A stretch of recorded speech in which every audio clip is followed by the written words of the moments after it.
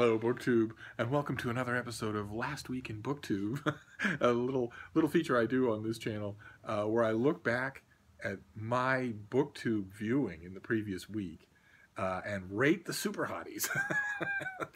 Actually, I talk about the videos that really stuck out for me, the ones that I liked or were interested in for one reason or another. And of course, it's not comprehensive. I watch a ton of BookTube, and I like a lot of BookTube that I'm not going to mention here. But these are some highlights that I wanted to bring to your attention. And we started with just general stuff. Of course, the big BookTube, YouTube BookTube event of the week was that the very first European VidCon was held in Amsterdam, and there were quite a few videos from people who attended. I was not invited. One of these days, I would actually like to be invited to a VidCon and maybe host a panel on books on social media. That would be a lot of fun. Never going to happen, but I can dream. But let's see here. There were two bookshelf tours that I really liked. My Books Are Me did a nonfiction bookshelf tour, a look at her nonfiction books, and Heather at the Bookables did her bookshelf tour of 2017. Both amazing. And there are plenty of podcasts out and about. But there were two that I wanted to bring to your attention. The first one was a joint thing. Mercy's Bookish Musings and Lauren and the Books do a podcast called Books and Blankets that's just as inviting as the title of it sounds. And they're on number 7, and it was really good. And also Cam at Wolfshop Publishing. He has a Book Wolves podcast. This is number 2. On the subject of, is reading books dying out? He presents some facts at the beginning and then elaborates them into a discussion. It's a lot of interest, very interesting to listen to. And along that same morbid lines, there was also a video from Sam at Thoughts on Tomes. Did a video on wondering whether or not book tags are dying out. And it's from her perspective as a successful booktuber, and it will raise questions in your own mind. Are they dying out? And also, kind of unspoken in the background of her video, should they die out? If they're mostly repetitive, if they're mostly predictable, then maybe they should. Of course, you all know where I stand on that subject. I want all your tags. The Last Week in BookTube featured, by my count, probably 30 or 40 book tags by people who wrapped up by tagging people other than me. And Steve doesn't like that. So let's see if we can't do better next week. And then I want to talk about some book reviews. I like to pay attention to book reviews on BookTube.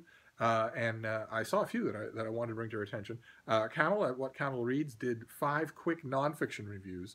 And one of them was A Field Guide to Lies by Daniel Levitin, which was a book that I ended up really liking. So I'd be interested in seeing what you all think of his thoughts on it.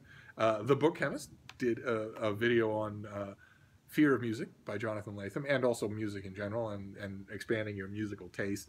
He found a lot more interesting things about that book than I did, so I was glad to listen to his review. Beyond the Epilogue did a really good review of A Horse Walks into a Bar by David Grossman. From the Dusty Bookshelf did a really, really good, doesn't matter if the book is new or old, did a really good review of America by Kafka. And most thought-provoking of all, I thought, and by far the most comprehensive and the longest, was Insomniac, who did a review of The Black Witch by Laurie Forrest, a very controversial YA book that's been garnering lots and lots of negative reviews on Goodreads and Amazon from people who start off their paragraph by saying that they have no intention of reading the book. So, in addition to listen to Insomniac's really good thoughts on the book, it's a really good discussion of the whole experience of the thing. I also got my blood pumping that there are so many people out there who think they're doing any kind of service by mobbing a book without reading it, and it's just he's going to do a follow-up video, very, very detailed discussion of the racist elements that run through the book. But I kind of want a really detailed discussion as well on this horrible phenomenon that I've now encountered 5 different videos about people attacking the ratings of a book while professing not to have read it. Naturally, this is anathema to me. I maybe I'll have to make that video myself. But in addition to that, there were a few things I want to wrap up with. A few general things for last week in BookTube that I think are worth your attention. Like, for instance, there was The Skeptical Reader and Beyond the Pages did a combined live show in which they introduced readers to War and Peace. And it was really, really good, really delightful and informative. And I can't wait to see them do more. They actually have a very good rapport. In the news last week, not in BookTube, but just in the outside world, in American news, the President of the United States told not 1, not 2, but 13 bald-faced lies, either in person or over social media. 13, not a question of interpretation or how you spin something, but simple, factual, bald-faced lies. 2 + 2 is 9. That sort of thing, where you can take the question involved, you can go to an absolutely unimpeachable source, a direct eyewitness, actual video, actual footage of some kind, and you can see in an instant what the truth is. And since the President of the United States can do the exact same thing, these aren't mistakes on his part. They were bald-faced lies, simply lying. Because you think you can, or because you're 5 years old, or because you're seriously mentally damaged, one reason or another. It piled up in the course of the week, and it drove people that I know of all political spectrums to a state of mind I can only describe as frantic despair. They couldn't do anything about it, and it was really happening. It wasn't some Saturday Night Live skit. It is actually happening. That the United States of America is run by a sexist, racist, fascist, lying moron who is also obviously insane. Not, oh, you're cray-cray. No, somebody who's actually insane, who doesn't have control over his own faculties anymore. And in response to a feeling, if you're one of those people who watched that news unfolding and watched a president of the United States proudly and factually say to an interviewer on live national television that he fired the director of the FBI in order to obstruct an FBI investigation, which is a federal crime, and no one cares. The press can talk about it all they like, but the actual statesmen and lawmakers who run this country don't care that the president, their leader, admitted to a federal crime on national TV because he's getting them what they want.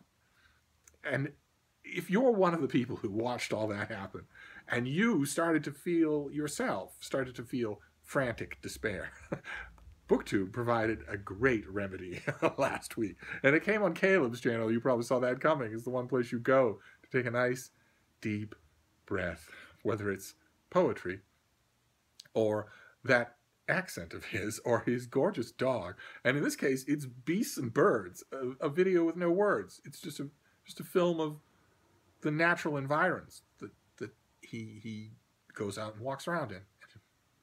And it's incredible.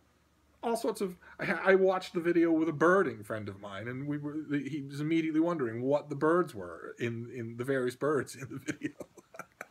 and of course, there was a wry comment directed my way because my own natural environment looks like nothing of the kind. It's just a gigantic mob of unwashed and unmannered a-hole sparrows demanding when's the next time I'm going to feed them. There's no tranquility about it at all.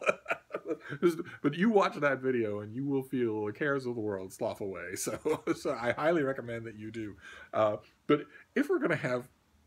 Usually in these last week in BookTube things, I will do some kind of winner, even though it's not a contest. And of course, all these videos are great. I will leave links to them all. I heartily recommend them all. But if we're going to pick a winner at this time around, It has to be Neil Griffiths' channel. Now, you all know I love his channel. I don't think he watches mine, so he'll never know. But I will leave a link to it down below. The great part of the video that I'm talking about, he does a video about reading theology. Because friends of his have twitted him about why on earth would you read theology? And he defends the practice, as well he should. And he does a great defense of it by pointing out, among other things, the video is fantastic, but among other things he points out that the best theology is not about God. It's about grappling with the moral dimension of life on earth and how you do that. Sequentially, how you do that. How you think about it. And that's what makes it so incredibly vital to read. I highly recommend reading theology, but if you're not going to do that, I highly recommend his video. But the thing that makes it the winner for the week was a quote. A classic Neil Griffiths quote. I swear, this guy has no idea how much higher a net he has than the rest of us. And I wrote the quote down so I would get it right. At one point he says, "One doesn't want to always default to quoting Wittgenstein." No, of course one doesn't. Gotta love it. But anyway, well, one doesn't want to always default to quoting Wittgenstein. It helps at first you can, but we'll leave that to... Anyway, that was last week in BookTube. Just some highlights that I wanted to bring to your attention. And I want to end the video. I've taken to ending the video with extracurricular bits, something that's not BookTube, but that I still recommend. People don't seem to mind. So, and I have two of those this time around. Two glimpses of heaven. They're both movie trailers. The first one is called 47 Meters Down, and I will leave a link to the trailer. And when you watch that trailer, and you come to the end of it, and you think, well, as far as shark trailers go, it simply couldn't get any better than that. I'm here to tell you you're wrong. And that's because of the next extracurricular thing, the next trailer, which is for something called Cage Dive. I'll leave a link to both of them down below. If you're of a shark frame of mind, count on watching them more than once. And that's it for now. I will be back soon, BookTube. Thank you.